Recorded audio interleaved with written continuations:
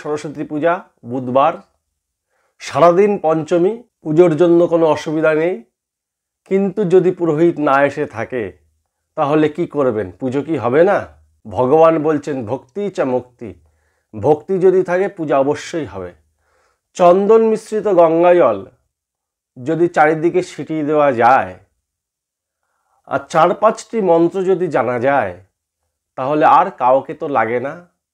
বিদ্যার দেবী, তাকে যদি প্রাণ ভরে ভক্তি ভরে আরাধনা করা হয় কাকেই বা প্রয়োজন হয় বলুন তো? পঞ্চ উপচার 5টা উপচার দিয়ে পুজো করলেই যথেষ্ট। গন্ধ, পুষ্প, ধূপ, দীপ, নৈবেদ্য। আমরা বলুন না, আমরা প্রত্যেকে বাড়িতে এটা দিই না? গন্ধ মানে চন্দন, পুষ্প তো ফুল দিচ্ছি, ধূপ দীপও জ্বালাচ্ছি, নৈবেদ্য। নৈবেদ্য হচ্ছে 5 পঞ্চদেবতা, পঞ্চদেবতার একটা নৈবেদ্য করলেন, আর একটি থালায় একটি করলেন বাস্তুদেবতার, আর একটি সরস্বতী দেবীর, হয়ে গেল। বলবেন যে হে প্রভু, হে দেবী, তুমি আমার পূজা গ্রহণ করো। তবে সংস্কৃত মন্ত্র আমরা এখন প্রত্যেকেই জানি, হিন্দু ধর্মে জন্মেছি, সংস্কৃত মন্ত্র প্রত্যেকে আমরা জানি, কারণ আমরা সকালে উঠেই সূর্য প্রণাম করি।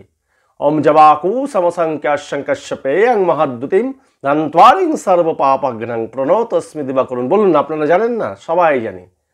তার সরস্বতী পুজো একটি বিশেষ দিন, বিদ্যার দেবী আরাধনা অবশ্যই করতে হবে। পুরোহিত না হলেও চলে, ভক্তি করবেন। ভক্তি কি করতে হবে? 3টে প্রধানত কাজ আপনাকে করতে হবে। প্রত্যেক দেবদেবীর ধ্যান, প্রণাম আর পুষ্পাঞ্জলি মন্ত্র জেনে নিতে হবে। দেবীর ধ্যান মন্ত্র কি? ওম তরুণো সকলমিন্দর বিভ্রতি শুভ্রকান্তি কুচো বর্ণমিতাঙ্গী সন্নিসরণাসিতব্জে নিজো করো কমলোদ্যলো লেখনি পুস্তকশ্রী সকল বিভব সিদ্ধৈ পাতু বাগদেবতা সরস্বত্যৈ নঃ। হয়ে গেল ধ্যান মন্ত্র। এবার চলে আসুন অঞ্জলি মন্ত্র। এদিকে পঞ্চোপচার দিয়ে তো দেবীকে পূজা করছেনই, তার সাথে অঞ্জলি ভরে ফুল প্রদান করুন দেবীকে।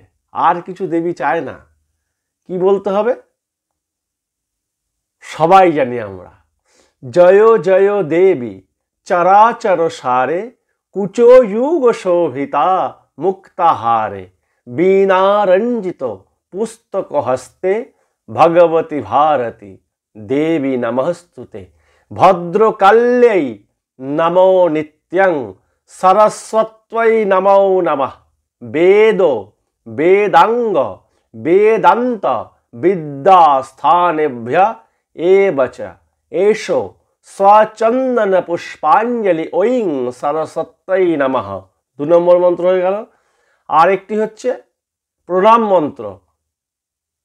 ওম সরস্বত্যৈ মহাভাগে বিদ্যে কমললোচনে বিশ্বরূপে বিশালক্ষ্মী বিদ্যাং দেহি নমস্তুতে বিদ্যাং দেহি নমস্তুতে বিদ্যাং দেহি নমস্তুতে।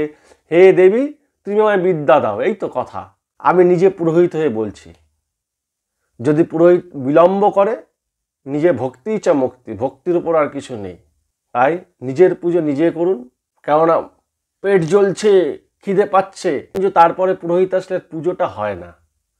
যদি বাচ্চার খিদে পেয়ে যায় আর পুরোহিত আসেনি, ওটা তার পুজো হলো না। সকাল সকাল পুজো নিজের ভক্তি ভরেই দিন, দেবীর আরাধনা করুন। আর আমাদের পশ্চিমবঙ্গে জানেন জয় জয় দেবী চরাচর সারে অনেকেই আমরা করছি এখন। অতএব ওই মন্ত্রটা আপনাদের জানা। মন্ত্র হচ্ছে মনের ত্রাণ।